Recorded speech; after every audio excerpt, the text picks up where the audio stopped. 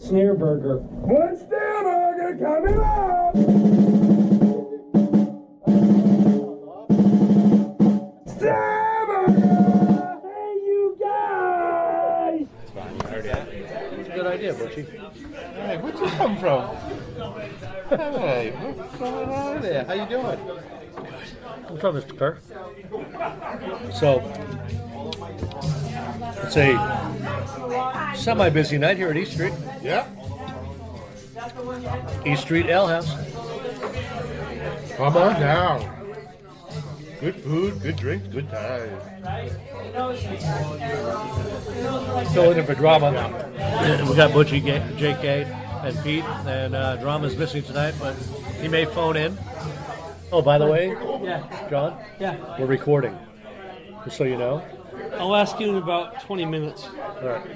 I'll pretend to act surprised. Okay. Well, usually I don't turn it on until like a few minutes here, and we start talking about something, and I don't have it on. So Turn I it end up- on.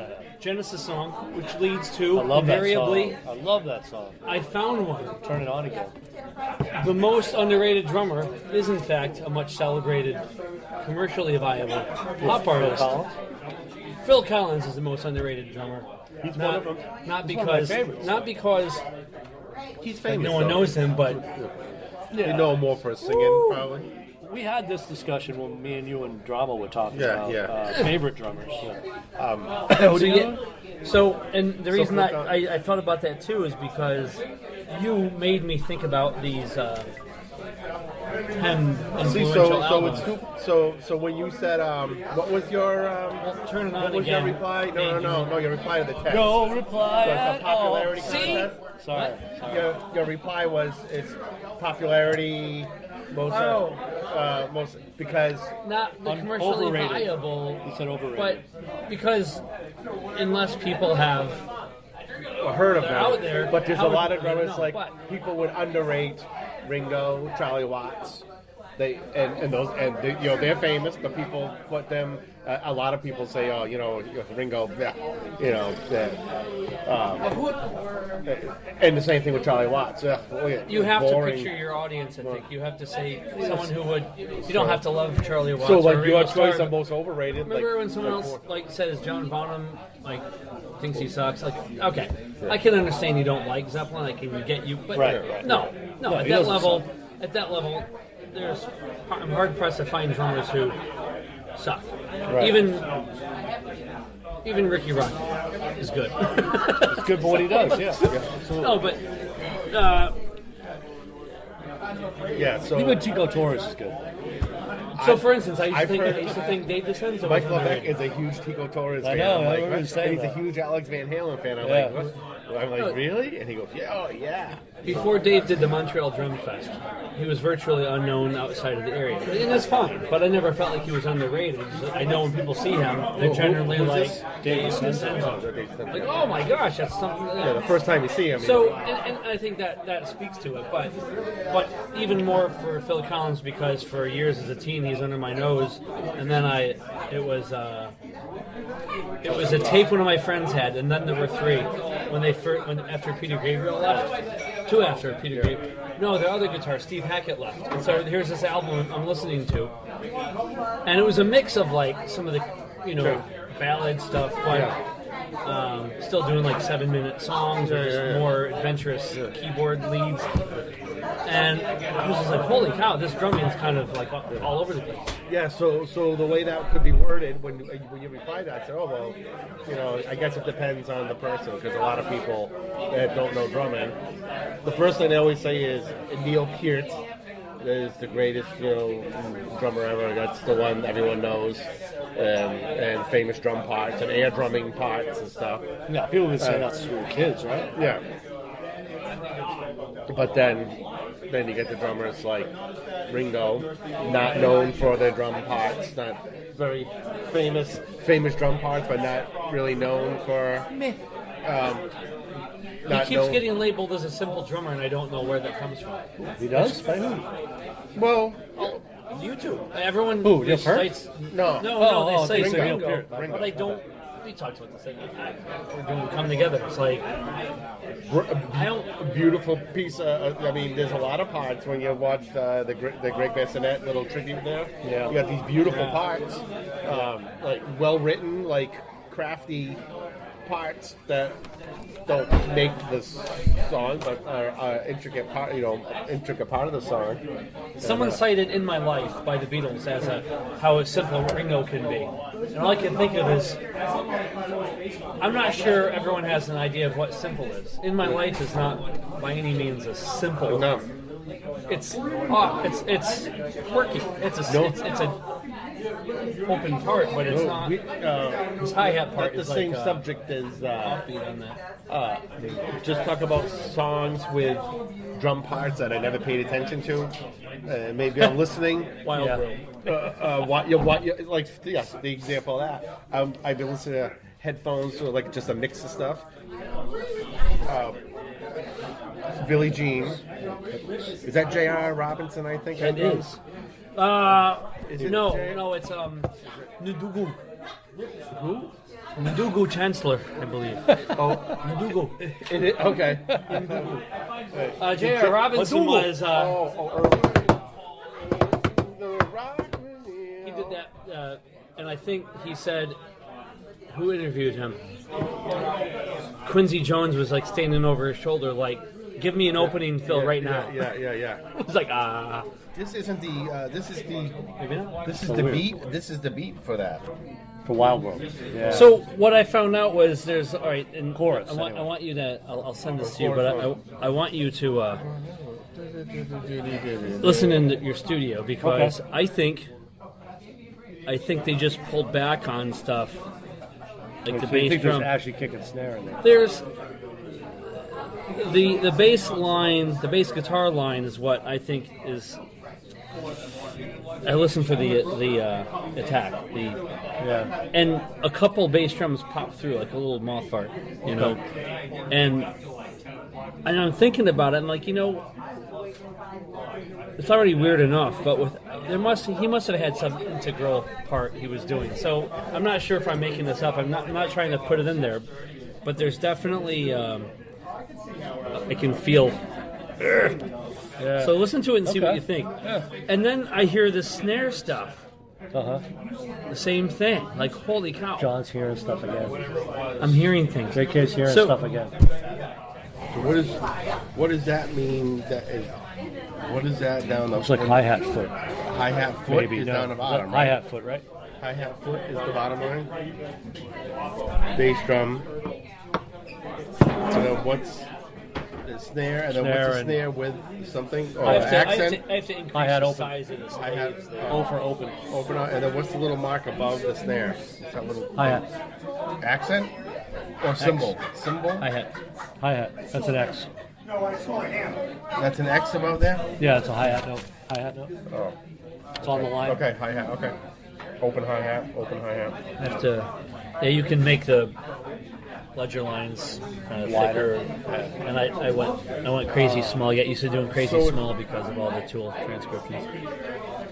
Is that the? Yeah. So is that all drum You drum would- fills going through that? There's like nothing steady going through that. You Well, would this live. is what- Well, that's it. He's been investigating this. That's So like this That's is- literally like as far as what you hear, and keep in mind, listening to a phone, you're not going to hear it. Listening to a small speakers, if you listen on headphones, and I could hear more, but they're mixed. I like another thing too is you can't hear it, but you feel it, which means they must have like a certain level. Because I don't think the drummer's going to play it like, like that feather quiet. But he's not playing. He's not laying into it. It's sort of like think of it this way. I can almost feel it, like when you have the hi-hat open on the upbeat. There's no bass drum there. That's a great example, John. It's mostly in the middle where there's something happening on the upbeat, and then you'd have to listen to it with good and speakers. the hi-hat foot's there because you close it after you hit it. yeah. That's why that note's there. Okay. So you literally can look at this from a certain perspective. 2, 4, 2, 4, 2, 4, 2, 4. So there's not really, if you think about it, And that's a repeat of this, Yes. right? So you do that, you repeat this. because the hi-hat is consistent, if you can do like a rocking heel toe thing, you don't even have to think about the hi-hat. But there is like a consistency to it. Most of it is in, and this is a good question because you can look at a part like this, and I guess it helps to be able to read it too, right? But you would sit there and also by listening, actually more by listening, you can decide what the most important parts are. Like I could go through this and come up with a third of the notes and still come up with essentially what is important. And that for me would be, first of all, the hi-hat part, the closes, and maybe some of those snares on the of 2, an upbeat of 2, because they're so consistent. So those things tell you kind of what the core. Like when we listened to this last week, all we really heard was hi-hat, right? It's all you could hear. That was the intro. But if that you was li- the intro. But if you listen to the and this is also like what if I was going to play this live? What would I do? Why would I inhibit the bass drum when the bass guitar is so clearly doing it? You know, and so you have that repetition of 1, 3. You know, there's a current with that. And in the second chorus, he does it. You know, different measure to measure, but the same pieces are still happening within those. So it's funny because I'd never have known that if I didn't listen through headphones. Okay. I'm gonna have one of those. Another one of those. Okay. Still working on it. So that song,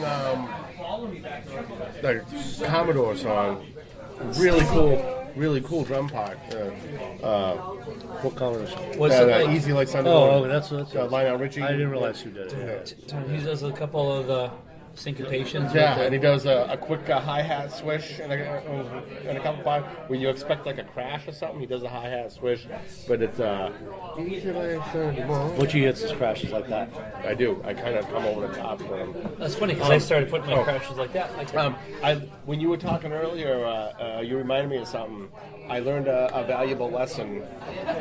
Typically, when I'm learning songs, if I'm working on songs, I'm listening at work. I have to have headphones on, and I'm listening to a song, and when I'm taking notes. At my lesson last week with Mike, we're listening to some songs, but he's playing them through his monitor. Oh, yeah. Speakers. I can hear so much more going on when I listen to those than when I got the headphones on. Maybe it's the frequency, mainly it's maybe some bass notes or bass stuff. Or, He did not get his speakers at Sam's Club. No. So, thank you. So what I learned is, Thanks. when I'm learning these songs, it's okay. I can make some notes. I can listen to them on the headphones. But I have to listen to it a couple times through regular speakers just to make sure I'm not missing stuff. Because I miss some stuff. He's like, "Oh, you never heard that?" I go, "You know what? I never heard that kick there. I never paid attention to that. It's there." I go, "Maybe am I not hearing it?" He goes, "Well, are you listening? What are you listening through?" I go, "I'm listening at work through headphones." He goes, "Well, you're probably doing work and you're not concentrating. You're doing other stuff, but also headphones may not pick up everything you want. The track could be crappy or whatever. A YouTube track may not have anything." He goes, "You really should listen through some speakers. Listen to both because you might pick up some different stuff. A little ride pattern you may not pick up, or some little a crash in a place you may not pick up." I'm like, geez, I never. I'm either listening to my car or I'm listening. The car is probably okay. It's a decent. Yeah, it should be. Stuff, but I should listen. I'm going to start listening to because usually when I'm playing if I play drums to these tracks, I'm listening through headphones and I'm playing to them. But I don't listen to the tracks by themselves through speakers, and I think I should start doing that. They also don't make speakers like they. Right. I mean, the Bose is a Bose, but you know what? that's all partially based on illusion, which is interesting. You know that it's not the same as in the old days of having heavy speakers that you crank and. Yeah. My student came in today and saw the one drum set set up and said, "What are you going to play on?" I said, "I don't need to play. You're here for the lesson. You're doing the playing." You're doing playing. It would be funny to do. It would be funny to me and no one else. A little Goodfellas thing. Someone walks in the room and there's no drum. There's no nothing. Oh no! Just a piece of plastic. A piece of plastic on the floor. Yeah, they whacked him. Yeah. Just a piece of plastic on the floor. Yeah. Taped halfway up the wall. Tape it halfway up the wall, and then it covers the floor of the wall. We should do that as a joke one day. Put a piece of plastic. Good drummers. Good drummers. Good drummers. Oh, I That's wear a the next. suit. I'm gonna get made. I walk in the studio. Uh, Oh no! used to be half drummers, now it's good drummers. Now it's half drummer. Yeah. Half drummer. What's up, Josh? Awesome dish. Nice job. I didn't do it. The kid did it. He just followed my instructions. All right, Bless good. that kid, man. Good. Awesome. Very good. Nice. I'm Actually, we should do a whole bunch of scenes. When he pulled it out of the oven, that's fucking. I'm supposed to go to a gig in Philadelphia. Instead, you go. Oh, And you say, push the drumsticks across the table. Very nice. We actually should do that. why not? Good We could include a video clip at the end of our podcast on YouTube. Stay tuned for the video clip this week on Good Drummers. Karen! This week on That's Good all Drummers. the drumsticks we had. You want Drumsticks we the had. lights are Sorry. off. Have your GoPro. Lights are off. You open the door, you turn the lights on, and JK's standing in the corner with a suit on, and there's no drum kit, just a piece of plastic. And it goes Drum for me. halfway up the wall. Drum for me, like that Oklahoma kid. And you walk in and go, "What's up?" And then John shuts the door, boom. Those drummers, they're all rats. Oh my gosh, that would be like, you can do all It'd be the pretty funny. Mafia movies. So, and JK was saying, "You missed a snare hit the other night. You missed the ride pattern. You didn't switch to the ride during the chorus." I want to, if you ever, I have to send you a song that Mike plays on where he goes to the ride cymbal as an oops for one beat. Because I love that part now. Which part this? A song called Satellite. He goes to, he does something, he goes to the ride cymbal, and it's so clearly, and he goes right back to the hi-hat. Oh. But who else but a drummer is going to notice that? But I love it. I love that they left it in there. I love, like, one of my influential albums is Believe It by Tony Williams. I love that he hits the rim and he leaves it in there. Like, whatever. Yeah. This is what it was at the moment. This is what you get. See, I love stuff like that too. Yeah. Have you guys heard that album? I don't think so. Oh, I gotta get you a copy. Holy shit. It was like Tony Williams did a mile running head start, ran right up John Bonham's asshole, and began recording an album, and Believe It came out. He plays like, it's one of the first fusion albums, but it's heavy in feel, and he plays it like, with so much attitude. He also played those huge 15-inch I hi-hats. watched a good interview of Rick Allen this week. Right. Of what? Of what? Interview of this old buck. Was he in front of a brick wall? Sitting behind a drum kit. He talked about how the I thought the accident was drunk driving, and it may still have been, but he said it was road rage. Oh. He actually was trying to pass someone who wasn't going fast enough, and that's when shit went wrong. But what happened to his girlfriend, who was in the car too? He never says. He doesn't. No, Yeah. he does. So I must have watched the same one. Yeah, like a 50-minute line. Then Yeah. I guess that was a clip from like an hour long. Which day was that? Was that YouTube or? It was YouTube. I don't know if I would have been able to finagle the willpower to play. Did he say how they're asking when did he start thinking about how he was going to work around it, having one arm? And he said pretty much right away. Yeah.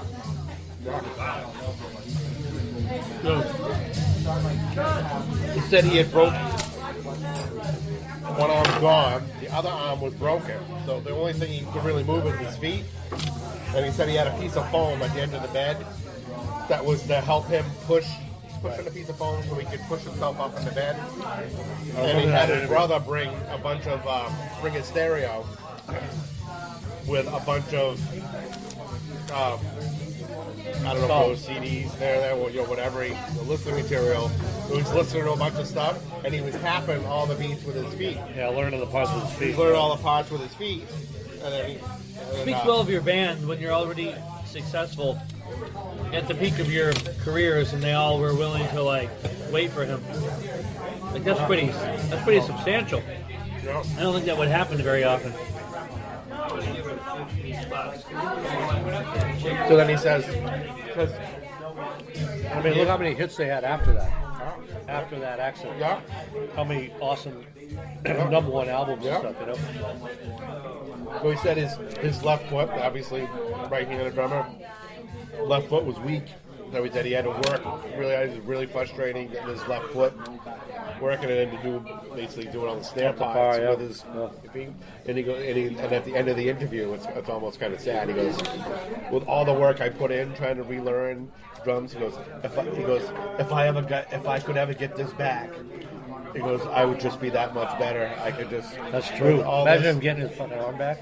He goes, if I could just get, and he goes, if I could just get this back. He goes, I've relearned everything, and my left foot, and what I've learned to do with my right hand and my left foot. And stuff. He goes, it would be amazing, but he goes, obviously that's not gonna happen. I guess he still has a phantom limb feeling, right? No. Sure he does, yeah. Wow. Yeah. Said the seatbelt in the car locked Right. it off. Yeah. Well, I was wondering too, as opposed to all of him going out the windshield, or Thrown out of the sunroof. Thrown out of the roof, the moon roof. that's right, yeah. That was why. It wasn't like it chopped it off. The rest of him went out the window, but the seatbelt just did its job. And they did say they reattached the arm. They did try Didn't to take. It didn't take. They tried to reattach it and it got affected. It's the feel, and I'll put you on speaker near the microphone, and Oh, no. we'll ask you some questions. oh, it's drama time. We got drama phoning in here. We're gonna get him set up. First, what are you wearing? What are you wearing? First and foremost, drama. What would you be wearing tonight? Since I'm off the tour right now, and I'm just doing the Ruby Ancestito north of Attleboro, residency. Just in my good old shitty shorts and shitty t-shirt. Oh, that's hot. That's A hot. t-shirt. I'm actually Shorts wearing and my t-shirt. Got it. my Wolfpack t-shirt that I'll dedicate What to rudiment Steve are you Feeney. thinking of?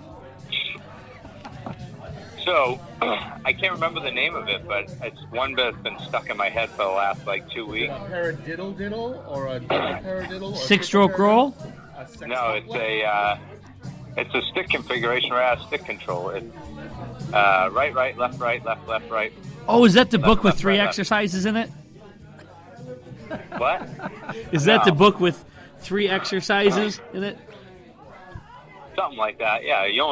How many rudiments do you really need to know to play rock and roll? Come on, Yeah. But no, I've had this stick configuration. I've been trying to bring around the drums. Right, left, right, right, left, rather than a regular paradiddle. A reverse paradiddle. Yeah, that's Reverse paradiddle. Yeah. Greg Bissonette plays them often. He Yeah. begins many fills with them. Yeah. Yeah, it's cool feel. It's just enough different that A, I'm doing a double stroke roll, and then B, it's not the same damn thing I keep playing over and over, Or So where are we recording from tonight? East Street or Park Street? So we're at East Street tonight, and Nice. we're talking about underrated drummers. It just so happens that almost every jukebox song so far had one of the drummers we were thinking of, Oh, no kidding. Who are we including thinking of Oingo so far? Boingo. Oingo Boingo. Nice. They've been playing Heart. Very nice. They play Tom Petty. I don't with think Stan Denny, Lynch. I don't think Denny Carmassi is underrated. No, you don't think so? You know he was fired because he made fat jokes. He and the bass man I made heard fat that. jokes. I did hear They got that. canned. Yeah. Drama, do you have an underrated drummer you might want to add to our conversation? I'm trying to think. I saw the topic list We earlier already talked today. about Ringo. Is it me? No. If anything, I feel humbled to be a part of this circle because you guys are definitely. Well, yeah, you guys are underrated because you're goddamn good. So. You've never heard me play though. Yeah, of course. Hello.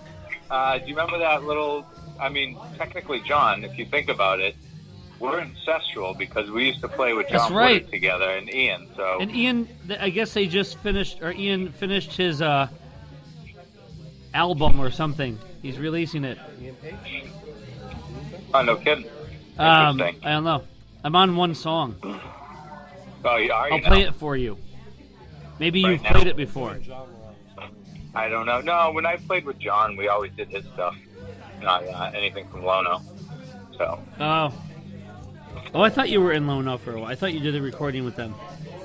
no, me and John had a separate band that we tried to get up and running, which we did some good stuff. But so, anyways, back to underrated drummers before we get completely off subject, right?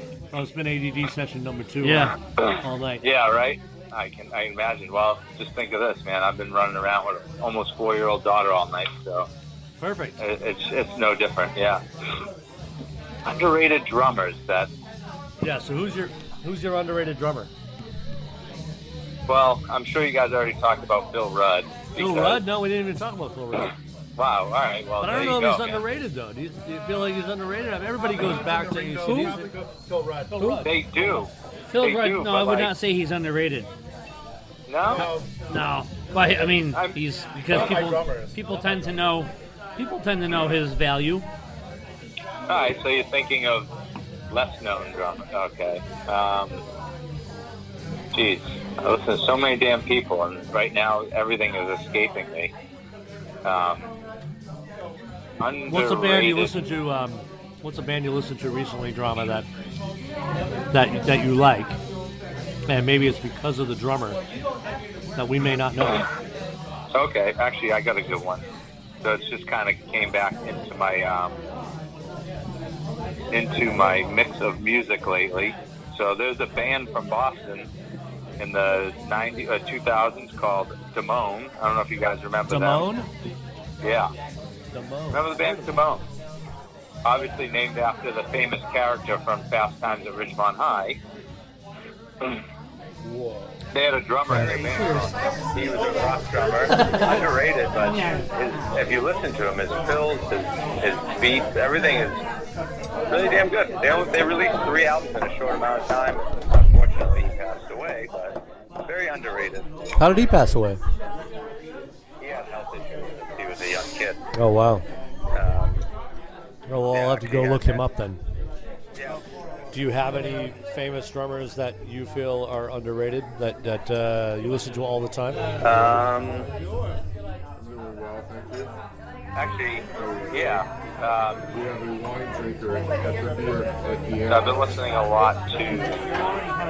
You guys know I'm a glutton for punishment for 80s music. I'm always listening to L.A. Gun. Oh, yeah, I love it. Drummer, I love Steve it. Riley. Right. Love it. Basic rock drumming, but makes it sound so good. So I'll throw that out there. Steve Riley. Extra from L.A. Gun. Played Yeah. with Wasp at one point. Oh, yeah. as well. Oh, yeah, Wasp, yeah. Yeah, so he's another one that was like just basic, but it always sounded good. Yeah, I was a fan of his drumming as well. I thought, Yeah, I mean, yeah, I he's a local like guy, LA Guns another too, but local just the guy. solid drumming that he laid down really helped that band a lot, I think. Oh, big time. And again, another local Boston guy. Oh, yeah, that's true. I didn't think about that.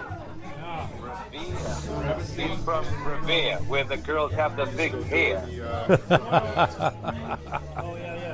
Well, it's getting pretty loud in here, man. But we wanted to get your opinion on that. So appreciate you calling in. Call me because I missed the hell out of you guys. I missed the last couple of weeks because of other commitments. So I will be back with a vengeance. We can expect you next week. Yes. Awesome. And All right, man. I got to tickle Butch's beard when I see him next week. Okay, you do that. I'm sure he's looking forward to you tickling his beard. Ooh, tickle, tickle, tickle! You know, play the tickle game just like I do with my daughter. It'll be a little different. That's right. All right, well, we'll see you next week, Drama. Thanks for calling in, buddy. Love you. See ya. So another drummer I was listening to this week, I was real impressed. Another underrated drummer. What's up, underrated drummer? Listening to some albums. I was trying to go over like influential albums and stuff. So I was listening to Gretchen Goes to Nebraska, King's X. I was watching some live footage. Awesome drummer, awesome band. Then I was listening to some Alice in Chains, Facelift. That drummer from Alice in Chains is pretty awesome too. Sean Kinney? He's really good. I watched some interviews with him. Who was on Facelift? Um, Was it David Bruzies? No, that was this band he filled in for. So who was the drummer for Alice in Chains? Sean Kinney. Sean Kinney. The whole time? I think so. Not now. Yeah. I don't know about No, now. I don't think so. Well, he's been with them the whole time. Yeah, I think so. Abruzzi was with Pearl Jam. Oh, right. And they fired him for having too many endorsements No, what? Really? because he was too corporate. Is that why they? Really? I cannot stand Eddie Vedder. Sean Kinney, yeah, okay. Yeah, really. And you listen to some of their stuff. I was listening to Facelift. I listened to Facelift. Yeah, what's that one tune? With like the Dirt. Oh, The toms and no the- excuses. yeah, The intro. Yeah. that intro, no excuses. Yeah. That. And there's a couple songs on Facelift. He's laying down a groove with like a quarter note pulse and barely got anything going on. I don't know how the hell he's holding it together. What about Matt Cameron? Yeah, Matt Cameron, awesome drummer. Oh my God! Funny story about Matt Cameron. So, Matt was like he played with Soundgarden for a little while, right? Yeah, he was with some Okay. guys. So Soundgarden was playing the Forum in LA, and I was a stagehand, so I was helping unload trucks and stuff, right? And they were playing that night, got all the stage set up and everything, and they're getting the drums up there. And I see this guy setting up the drums. It was fucking Matt Cameron. He's setting up his own fucking drums. I couldn't even believe it. I was like, there was no tech up there with him. He's up there setting up his own drums, tuning everything up, making everything good. No way. Yeah, I don't know why. Because, I mean, they got to be able to afford it to have a tech, but he was up there doing Maybe it, man. Eddie doesn't let him have one. But, you know, it was Soundgarden, though. It was Soundgarden. Yeah. So, I mean, mad props to him, man, because he was up there doing his own fucking drums. Not that I don't want my job, I'm not saying that, but, you know. Yeah, that's impressive. Yeah. Mike Levesque told me I had a note written in one of my pages, go through my notes, and he mentions like drummers to go listen to if he's trying to enforce something. He goes, oh, you should go listen to this guy. And I don't know what. I don't have a note of what we're trying to enforce, but it was this guy named Greg Morrow, Nashville drummer. I went and checked him out. Get some videos of him. The most unassuming looking drummer or musician. Looks like Santa Claus. Heavy set dude, white hair, white beard. Look, he's playing in like sweatpants shorts and a t-shirt. Right. And he's he's laying down. Like, he plays with like all the Nashville acts, but they had a list. He goes back quite a few years, but he's probably starting to be in like his 50s, 60s now. But he did some shows with Joe Bonamassa, so I watched some shows with him. He does a recording, some live footage in the studio with him on drums with Anton. But two drummers. Oh, I watched some of that. Yeah. That tour, anyways, on TV. Yeah. Wow. That's awesome. Yeah. So yeah, the guy's really good. And, I guess he's got a kit that everybody in Nashville loves, and you can rent his drum kit because his drum kit gets rave reviews. So it's like this custom-made kit. Yeah. So they do a drummer from another band does a breakdown of his kit, and he goes, "I just wanted to show you, this is Greg Moore's kit. It's like it's like the best sounding kit in Nashville." And he goes through the whole kit. He goes, "I'm using my own cymbal, my own snares, and my own cymbals, but because this is his kit, and you can rent his kit." So I'm renting this from him for the weekend, and then it's gonna go back to him. He's got some more sessions, but it was cool. That's Michael Bolton. Underrated drummer. Yes, I would say. And I'm guilty of that. Yeah. Stan Lynch. Mike Lebeck was huge. And they're just playing them all tonight. He said we went over the difference between Stan Lynch and Steve Ferroni. And Steve Ferroni sounds like a Yeah, I like him, and he's a fun guy. It sounds like, but I can't even, and I don't blame him. Take the gig, but yeah. But so he goes. Oh my so we God. did a comparison. So one of his students, when Tom Petty died, he was teaching a bunch of students. So that they worked on Tom Petty stuff. So they handpicked like a bunch of songs, and one of the students, a young kid, doesn't know hardly anything about Tom Petty. He goes running down a dream. He does. Yeah. He goes. Oh, beautiful. Says, yeah, it's kind of weird working this song. It doesn't even sound like the same band. These two songs don't even sound like the same. Like the drumming style, is it the same drummer? He goes, no, they switched drummers. Yeah, you could definitely tell. Did you watch the Netflix? Yeah. Isn't it incredulous that they barely refer to Stan Lynch, and if they do, as if he was partial pariah, that they're being polite to not mention so much. Yeah. And they put Steve on a pedestal. Yeah. And again, this has nothing to do with Steve, but like, are you serious? Like, not even mentioned? Yeah. You have awesome drum parts and a lot of this. God. I don't understand it. Mike Lebeck goes, listen to the drum part. And some of it is a little like There's so much feel. like that's not the Steve Ferrone would never do that fill. Like some of the fills. Yeah, but with Dave Grohl? I don't know. Dave Grohl was offered the seat Not with the before same Steve sen- Ferrone. not with the same intonation. I mean, What's that? my nerdy list. Some Neil Young It is not a stuff, list like, necessarily of favorites.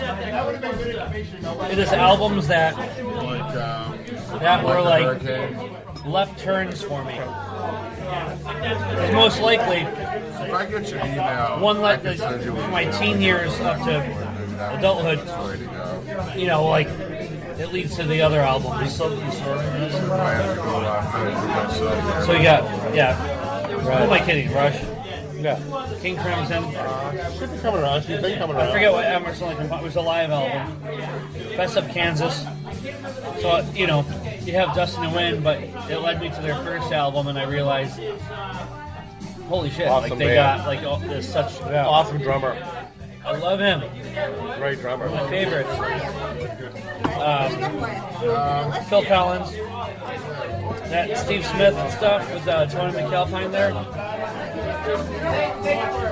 That stuff would have been really stellar if Mike Varney had not recorded it. That was the worst engineering Worst mix or what? of the Tony McAlpine. If you listen to that song I sent, it's like they recorded That was awesome. in a room with metal walls.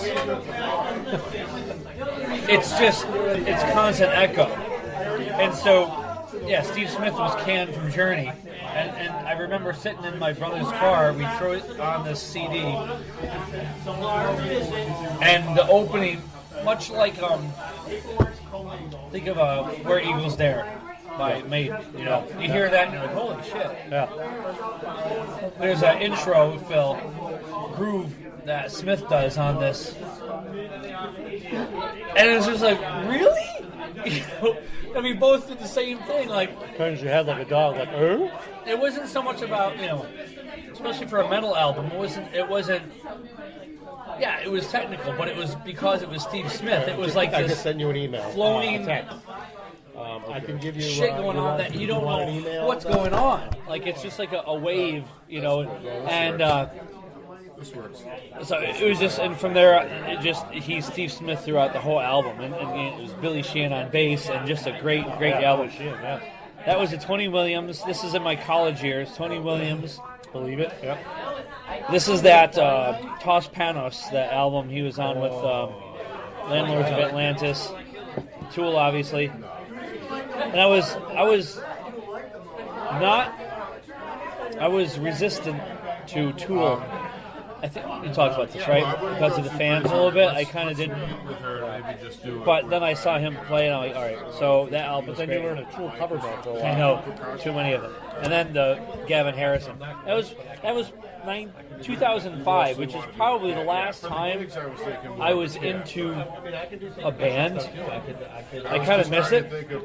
I miss being into a band so much. Like, you can't get enough of listening to their stuff. Like, it hasn't happened for That's 15 years.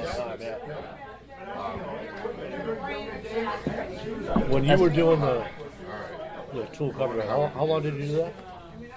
It was like To arrange a on and off for like 2 years. Had to be a lot of work. It was, but I would always say this when I listen to Tool. Because think of it this way. A lot of his stuff, whether you know the songs or not, are things that you always kind of wanted to hear in rock, but you never can. Because, you know, that's kind of vague. But I always find myself saying, I wish I had time to, like, work this stuff out. This would be really fun for me to work out. So it was Ian, who John's friend. You're all right with it? He taught at DeCenzo, or South Shore Music, and I have a little they lost their drummer, and he's like, do you want to do this? And I'm like, I remember thinking, I'm totally unprepared for this, but okay. And practicing it. And it was- bass player, same thing, brings it practice. that was tough. So you must have you liked it enough to put that work in, as much work as it might be to figure out those parts. But I knew it. Here's what's great about doing something like that is, even if it goes nowhere, which it did, what a payoff. I mean, like, I got to figure out stuff that... Did that help your charting skills or not? Did you chart all that stuff out? Yeah, I mean, I actually still have copies, scans of the original. Yeah. So when there were rehearsals, I had 4 or 5 pages saved together. Right. And it's amazing the shit you can memorize. Right. Because I actually could remember, even if I didn't have it, after a while I remembered some pretty specific stuff just based on the fact that you work it out. Yeah. Yeah, I mean, I would say that was the impetus, because that was why I bothered to get into that whole scripting thing, because I knew there weren't, you couldn't find that stuff, because I was looking for it. So it was sort of like a matter of trying to make the most of, well, this thing didn't work out, but maybe people will buy the, Remember we went to, I think it's valuable. remember we were at the NAMM show 2010? Yeah. That's where I got like a good deal on the software. I talked to the guy, and after that I was like, so before I got that software, I don't know if I told you, I would write as neatly as I could a certain kind of notes of every conglomeration. I would scan it. So when I had other charts, I would just cut and paste. It's insane. Wow. But I wanted to have it be, not like scrappy looking. Right. Yeah, if you can stay late in that school. Right. I but can't it's imagine not necessary. doing that now, The gig but- is student free on July So- 13th. That's Cool. the big But I don't regret it. I love it. No, I love the drum parts. Do you know a lot of their stuff? specifics on I those. know, I don't. That's kind of why I'm asking. I'm not. I obviously know who they are. I know who Danny Carey is, and I can appreciate the music. I was never a big fan, but It's like a benefit I type, know there's that- several bands playing, so many of my students know them, and friends of mine, love Tool, and there's just a lot of people talk about them, and I always think of you because I knew how deep you were into doing that. You know? If I hadn't seen him perform on his own, I don't know if I would have. Well, I would have probably found him out, but like 2-3 years since like 2016 we kind of it's not like it depends on him to be like a great guy. It's just I liked what he did, and, and his parts are like really thoughtful. Yeah. But in the end product is they rock still. Right. 6 to 12 times. Other things like I like that he plays a lot with the snares off. I like that he incorporates And beyond that, we do like open rudiment patterns. You learn all these rudiments, and then when you Right, realize, Sure. oh, this thing is based on a Swiss Flam triplet. Like, oh my, I know that, and then you realize, holy shit, he's just moving it around. Yeah. And Okay. so it's a lot of fun. But, yeah, Wow, that's cool. I'm not really expecting it. Kind of educational drumming. Yeah. Educational drumming. yeah. Everybody, Ed Hershey just showed up, resident guitar player in North Attleboro. Seems to crash our podcast quite a bit these days. Cool. Well, this is down in Rhode Island, north of Rhode Island. See, fucking guitar player shows up, everything goes off the rails. That's what happens. Thursday night podcast, Thursday guitar podcast. Ed takes over. There we go. Can't get away from that, Butchie. Well, you know what happened last night? I'm watching Pete and John record, but Yeah. I really couldn't add much in anything constructive. Because we kept apparently. stopping him. They didn't really want your input. So the problem, but It's see, your material, but but see, this turned into this direct cause and effect action. So now I'm sitting here, I'm listening to drums, I'm interested, but I can't really interact or say anything about it. I'm just a spectator. But so I'm doing the typical 2019 thing, get on my phone, see this thing on We're eBay. counting in the background. See this guitar on eBay for short money. I was like, I'll bid 120 on that. What the hell? An hour later, He blames, yeah, I he win bought a the guitar. bid. Yeah, he blames it on us, of course. so it's their fault. Yeah. Yeah, because I wouldn't even been doing that if they, you know. If he was involved, if we involved So him, basically, Yeah. they cost you money. Yeah, exactly. Now, we cost the artist money for the session.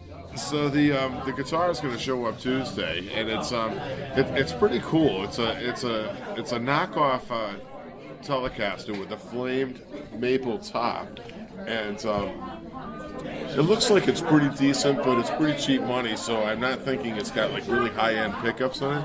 But I have this Seymour Duncan Pearly Gates pickup that needs a home that I was going to put in another guitar. You can hot rod this So, a little so I'm bit. going to put that really hot pickup in this guitar, and I think it's going to be cool. I love telly. I love tellies. If I bought a guitar, Yeah. I'd either get a telly or a SG. Oh, okay, yep. Those are my two favorites. All right, that's cool. I love the sound of sound of an SG. Mm-hmm. I just love. All I can think of is either Angus or Tony Iommi. Yeah. The just raw, crusty. I know it's what it's what you play through, but Yeah. But I just love the sound of those, and I like. No, but Kelly. part of that's the personality of the guitar, and it's also it's a whole relationship between the person playing the instrument and the attitude. I don't know. There is a certain thing between. I think certain instruments kind of evoke a certain thing. I think that the SG is definitely a rock guitar. You know what I mean? Yeah.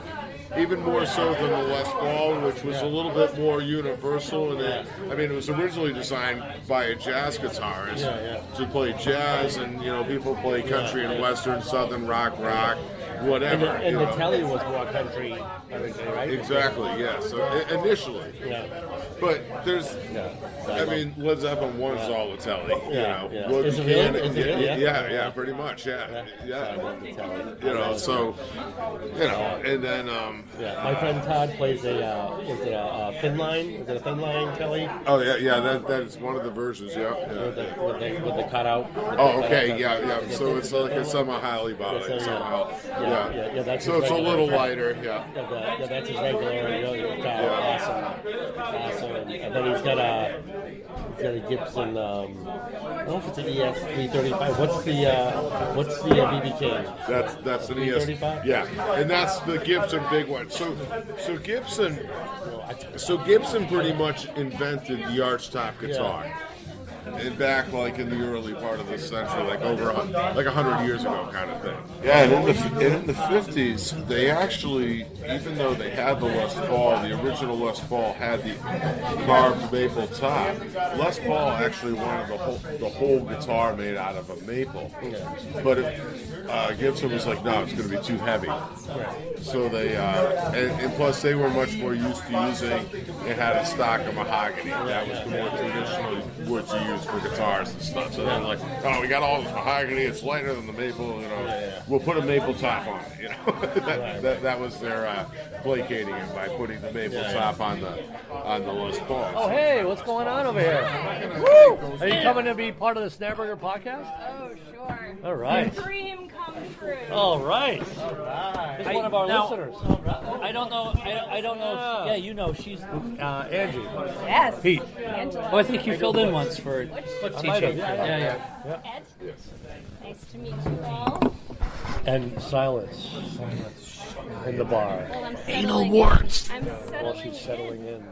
We're talking about influential records. So I made a list, but it was tough. It was tough just to do 10. Because I went back to where, like, junior high school, grade school, whatever. The most influential. That got you into music. Yeah. Yeah. That's kind of where, and I kind of go with, I think of your influential albums. So you would be free of having to choose it based on a drum or anything, but You don't want to know one of You know where I mine. left You off? just don't. The first one I mentioned was Devo when I was a kid. Yeah. Traditionally. Well, And then, of aside course, from it all segued the into police Men at Work. stuff, yeah. Because I was listening to Business as Usual and all those records. Save it. Right. When I was That's- inside, I that's was what- still a yeah. Jay Giles fan. So That's right. Right, Jay so Giles. That's pretty substantial. When you were that young, think about when you were that young. In It was junior only high. 10, those $10. I thought it would be more. Like I remember junior high. So I would've got it out of the way. That was when Pyromania came out. And then Oh, bought yeah. a paper shorter. Def Leppard Pyromania, and that life blew I my mean, all mind. the office supplies You know, that today. ordered text to you. Pyromania album, so then I did was it. all into Def Leppard. I found Then, that and then on my maybe current checks, freshman year in I high found school. that they still have my Appetite for account. Destruction. Was that a little later than that? That was 88. That was 88. Yeah, Def Leppard Right, definitely right, came right, before yeah, Guns yeah. N' Roses. Yeah, Yeah. so Appetite, and that blew my mind when I Paradise City when I first. So that is just that would be in there. I got a couple albums that I can pull out and I can listen to them and they never get old. Yeah. So I don't know if it's influential or just like I just think the songs, all the songs are good. There's Yeah, because all the albums that I mentioned too, like, Yeah. I could absolutely listen to those. yeah. Now, definitely. They stick with you. Yeah, there's a Billy Squire album. Is it Don't Say No? Squire, too. Don't Say No. Every song on the album's great. There's an album called Standing Hampton by Sammy Hagar. Yeah. It's got like 4 or 5 singles off it. Just great album. A bunch of Billy Joel albums that were amazing. Liberty to Vienna. Yep. So I'm really high on fumes, and I come home. Yeah, wow. Some Night Ranger early on. I was really big into Night Ranger for a while. Yep. Hey man.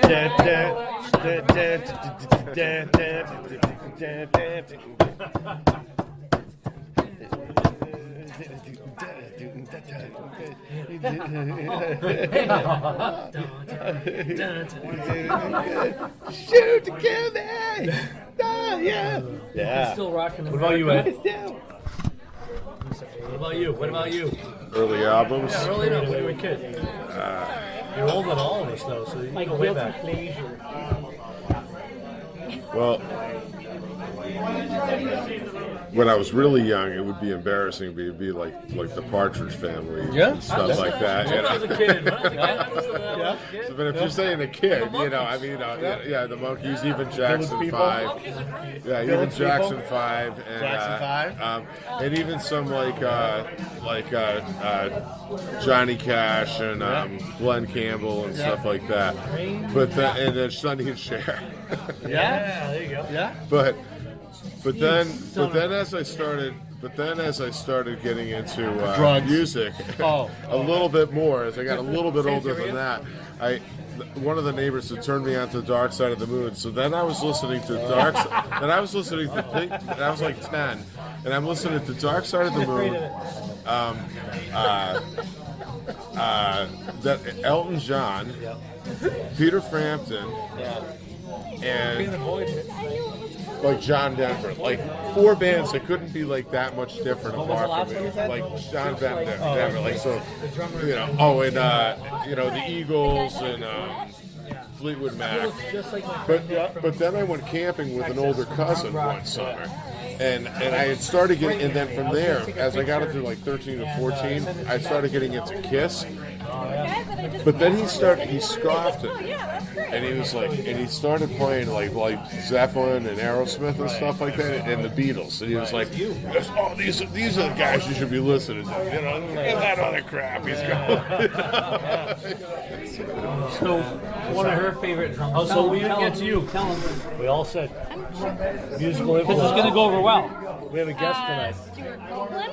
Stuart Copeland, yeah. I was a You know big Police Pete, fan. you know when I was a Butch. kid. Stuart Copeland, who Stuart else? Copeland. What else did you listen to when you were a kid? Well, the Police pretty much took up all of my middle school existence. Nice. Except for 8th grade. And then it was Metallica for a little while. And 9 Inch Nails for a little while. But then, I don't know. I like everything. So good. it's a combination of everything. I discovered jazz when I was in high school because I was in a jazz choir along with regular chorus. Bird did it. No. So but I like a little bit of everything. But Stuart Copeland is definitely. Birdland. That's one of your favorites. Yes. That's good. What did you say? You're happy? No, I said I bet you're really happy you came over now. Yeah, I'm sure she's Well, Now she's the smartest person at the table. yes. You're not going to get a lot of brains at this table. And it's and it's really, You're gonna starve at this table. Know what I'm saying, Ed? Right? Right? Right? Right? Right? Right? Right? What? Right? all right. That is true. That is true, people. That is true. Honestly, it doesn't take much, probably. To be a, The minute you put a female, any female at this table, it goes up a notch. yeah, we can't go much lower. So. Well, another eventful podcast, everyone. That's some good material. Stay tuned. We had a couple guests tonight. And a call-in. Drama actually called in, so that was interesting too. Can't wait to hear how this sounds. This is going to be an editing nightmare.